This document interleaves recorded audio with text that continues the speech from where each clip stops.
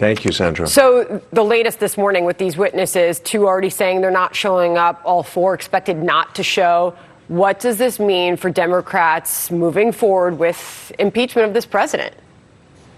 Right. It means the drama is going to move down the street to the federal courthouse. Judges will probably become involved now in terms of the enforcement process. So we'll see what the judges see. The House has enormous power. Let's never forget that. But what the witnesses are saying is, we have questions, the president has questions, let's take it to the judge. That's our system here in our separated powers form of government. What are the implications for the White House blocking this testimony? There was a Democratic congresswoman on Meet the Press over the weekend. She basically makes the case, referencing back to the president, saying that phone call was perfect. Well, why not just let these witnesses come forward? Let's hear them out. Here she is over the weekend.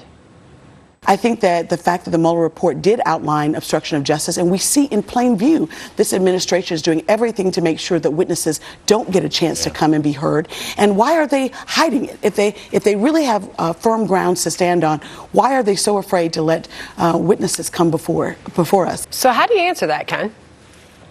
Oh, that comes with such ill grace, my word, to go into secret proceedings or at least closed proceedings. You know, one of the good things about courts is the public gets to come in. You clear security, you can go in. It's open to the public.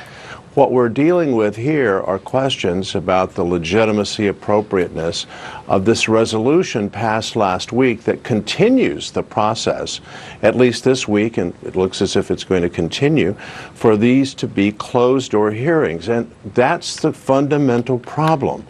The closed-door nature of an impeachment inquiry is, I think, it's unprecedented, that's undisputed, but I think it's also quite wrong, and it's unfair to the American people. We need to see these witnesses. Meanwhile, I'm sure you saw some of the latest polling on public support for impeachment of the president. This is our own Fox News poll.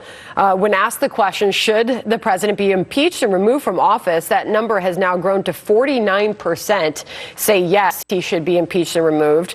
Just 4% say impeach, not remove, and 41% say not impeach. What does that growing public support for the impeachment of this president and removal from office mean for the overall impeachment process, Ken?